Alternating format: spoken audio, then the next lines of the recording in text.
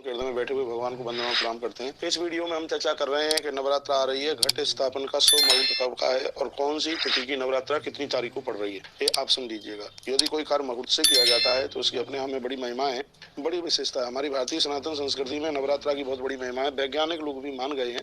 Cancer जैसी असाध्य बीमारियों से लोग बच जाते हैं जब सर्दी गर्मी इधर आपस में मिलती है और उधर चैत्र में जाकर के मिलती है। चैत्र कुवार के महीने में गर्मी और सर्दी मिलती है, चैत्र के महीने में सर्दी और गर्मी मिलती है। तो आइए उसी के ऊपर हम चर्चा कर लेते हैं। चैत्र माह के शुक्ल पक्ष की प्रतिपदा तिथि से चैत्र नवरात्रा शुरू होता है और हमारा नव वर्ष भी आरंभ होता है। अब की बार चैत्र माह की जो नवरात्रा है, जो प्रतिपदा है, यह 8 तारीख की रात्रि में लगभग 11:51 पर तिथि आरंभ हो जाएगी। लेकिन उदिता की वजह से नवरात्रा का पहला दिन, प्रथम दिन 9 अप्रैल को आरंभ हो रहा है। तो यानी नवरात्रा 9 अप्रैल से आरंभ हो रही है उदया तिथि के अनुसार, इसलिए नवरात्रा 9 ही तारीख से शुरू करनी चाहिए। अब आई बात घट स्थापन की, तो उससे पहले मैं आपको कह दूं 5-4 चीजें ऐसी हैं जो मैया को बहुत ज्यादा ही पसंद है।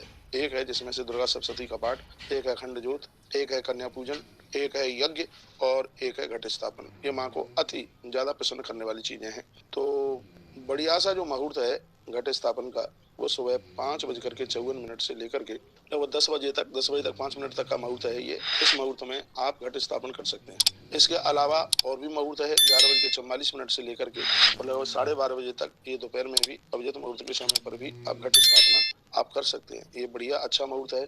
और आनंद की बात यह है कि इस दिन अमृत सिद्धि योग भी है और सर्वार्थ सिद्धि योग भी है।